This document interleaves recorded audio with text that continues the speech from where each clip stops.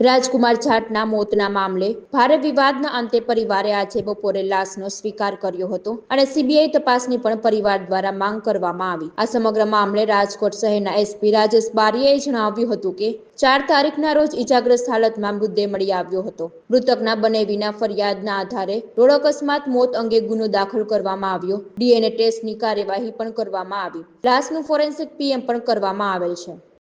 તારીખ 4/3/2025 રોજ રાત્રિના 3:00 વાગ્યાની આસપાસ કુવાડા પોલીસ સ્ટેશનના તરઘડિયા ગામ પાસે ઓવરબ્રિજ છે। ઓવરબ્રિજ પાસે એક 108 પસાર થઈ રહી હતી ત્યારે એક ઇજાગ્રસ્ત હાલતમાં એક યુવાન મળેલો, જેને અહીંયા આગળ સિવિલ હોસ્પિટલ ખાતે લાવેલો। ત્યારબાદ ડૉક્ટરે એને મરણ જાહેર કરેલો હતો।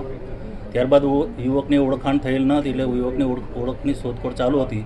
એ દરમિયાન જાણવા મળેલ કે ગોંડલ સિટીમાં એક યુવક ગુમ થયેલ છે। તે બાબતે તપાસ કરી ગોંડલ પોલીસનો સંપર્ક કરી અને એના સગાવાલાને બોલાવીને ગઈકાલે એના સગાવાલા આવી અને યુવકની લાશ જોતા આ યુવક ગોંડલનો રહેવાસી રાજકુમાર જાટ હોવાનું ઓળખ થયેલ।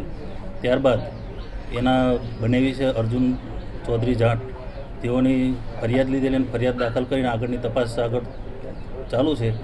પરંતુ તપાસ દરમિયાન થોડું વિગતે જાણવા મળેલ છે કે જે યુવક છે એ તરઘડિયા બ્રિજ પાસે જ આવેલ એક રામધામ આશ્રમ છે।